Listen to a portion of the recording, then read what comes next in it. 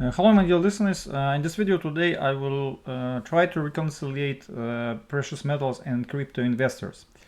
And I will talk about possible performance future of the silver and of the cryptocurrencies, what is going to be influencing those performances going forward.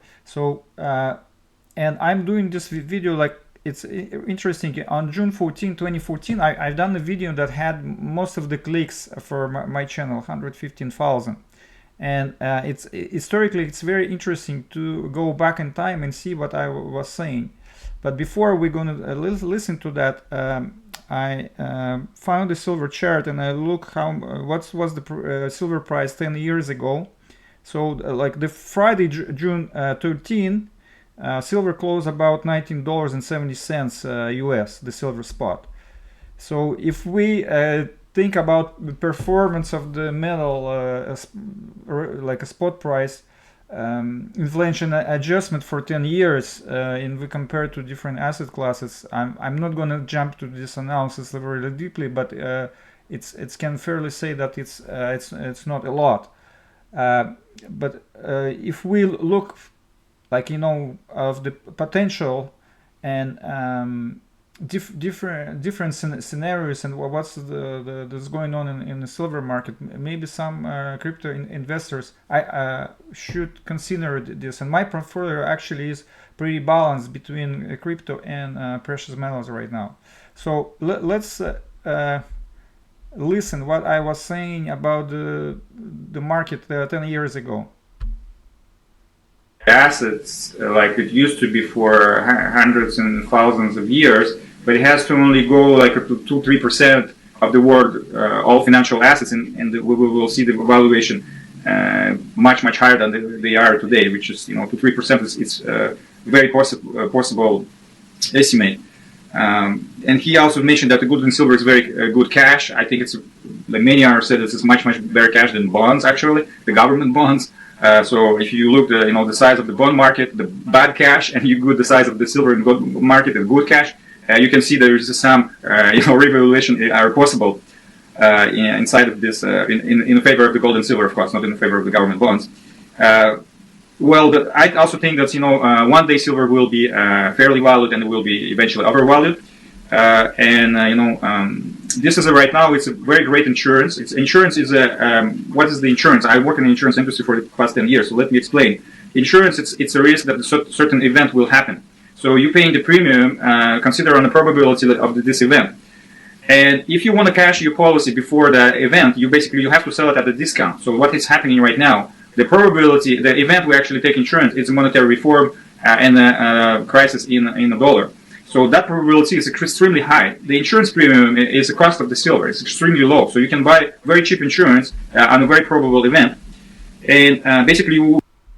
Well, you can say that if it's pretty much the same thing I can say 10 years. You can consider this either ways. It remains to be true. You've been paying for premium on your insurance policies on a collapse of the like all fiat systems, a dollar, euro, Canadian dollar, Australian, British pound, etc. You have the event. It's closer. We can see it. We can see it how it's progressed, but it's really materialized yet. But it's materializing in front of our eyes, and how. Like I was talking about the bond market 10 years ago, how true it is today, about the bond market, and eventually bad cash could be switched to the good cash, how closer we are. So we could see, actually, in my opinion, this is the biggest possible most probable scenario that silver and gold gets overvalued if the bonds, because the bonds are safe. They're not necessarily all the bonds investors will jump into the crypto. I think precious metal is much more safer, much more closer to the bond, what this bond is representing right now. So I think they both going to benefit, but I think that this could send also the silver is very small market by capitalization and doesn't need tons of inflows to like shoot to the moon. That's one of my most bullish scenarios, that some of the actual bond money will eventually end up into silver and into the physical form. Now, my favorite analyst like confirms what is happening right now in the physical market of the silver. Or gold contracts. Let me make this a little bit bigger for you guys. Well, come down here and look at June. This is June, 28,000 contracts. That is an enormous print of actual physical deliveries in gold for June, which is not normally known as that big of a delivery month. It's the first month of summer. You typically don't see almost 30,000 gold contracts delivered in that month, and it's almost twice as many as the typical biggest month in December. And I've been saying all year, because we had big months. You had 18,000 back here in April, go down April, 18,000. And back in February, 20,000. Each of these three big months, because about every other month we get big deliveries on this market, each of these were all bigger than the typical biggest month in December at 15,000. So people are desperate for the gold and they're yanking it off of COMEX. And I think that we're heading closer and closer to supply shortages. There was a lot of gold available in COMEX, although it's getting a lot thinner. So we'll have to see what happens. But you can definitely see people are going for gold and they're taking off of COMEX. And when you have that price fade like we've had lately in gold and silver, it allows them to do it at cheaper price points. And I think probably there's some interference by other sovereigns and big parties in the world market in these prices. It may actually be them doing some of the shorting or relieving some of their long side pressure so they can get the physical cheaper. And that was no more clear than it was in June in gold as you saw those numbers. This is silver. This is 5,000 silver futures, same report, printed yesterday. A fairly modest amount of deliveries in June. June wasn't a big delivery month for silver, so I didn't expect it. July, September, and December will be. So we'll see next month what we get on silver. But again, same trend. In May, 6,000 contracts of 5,000 ounce silver delivered. In March, 54.87. December of last year, only 40.51. So we're seeing this year more physical deliveries in both gold and silver than we typically see for these types of middle year months, whereas we typically see in December, the big delivery month at the end of the year. The trend is people are getting their gold and silver off the COMEX, and they're doing it through the EFPs over to London or the UK market, which I talk about all the time, and they're doing it in block trades. However they can use the market to get the metal, they're using the market to get the metal. They're using the market to get the metal. They're taking more deliveries in these interim. Well, you're getting, like, if you want to subscribe and watch this channel, very, very good analysis on the precious metals. So if you crypto investor and you've been watching up to this point, this is, I think, the precious metals, it's actually the ultimate, if going forward, the crypto will continue to outperform the precious metals as the dollar get the value more and more. It's a good asset to take eventually profit. Of course, you need to do a reference like gold price in Bitcoin, stock market price in gold, gold and silver ratio, gold to oil ratio, different ratios to see evaluations and how they evolve. But for the crypto investors, I think it's also precious metals could be very good, like profit taking and more on the safe side, much more on the safe side. And for if somebody extremely into the precious metals, I think it's makes sense to allocate some to the crypto to get exposures to the upside and eventually convert those gains and buy more metal, which is I successfully implement that strategy in 2021 and double my silver stack. Otherwise, I couldn't imagine otherwise how I could achieve such a thing. Okay, so now for if you crypto investors, like I recommend always to watch this analyst, and he follows at the end the inflows in the ETF. After the 2 negative days, before that 19 positive days, 2 negative, we're back to positive. And I'm wondering, is this a trend? Sometimes when negative days happen, they happen 5 times in a row, 6, 7 times in a row, but other times once.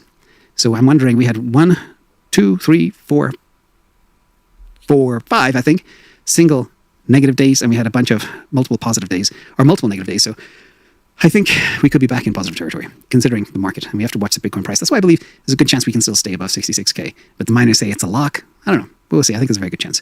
Also, in terms of the amount of Bitcoin taken from the system yesterday, 1,477 Bitcoin. That's from the positive inflows into the ETFs. And the day before that was minus 3,000 put into the system, nearly half taken back. So we look for another half of that again today, and we'll be back in business. And the most important.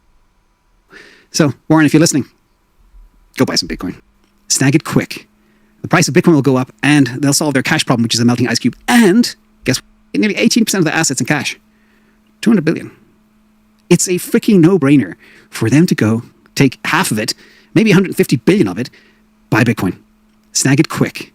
The price of Bitcoin will go up, and they'll solve their cash problem, which is a melting ice cube. And guess what? Bitcoin will go up because they bought it all. And it would trigger a huge cascade of buys and crazy institutional FOMO. So, Warren, if you're listening, go buy some Bitcoin. Yeah, okay. I like this. I like this part, but anyway, right now inflows in ETFs, it's a thing that also like a major component of the appreciation and institutional money, pension funds, company treasuries, even sovereigns coming into the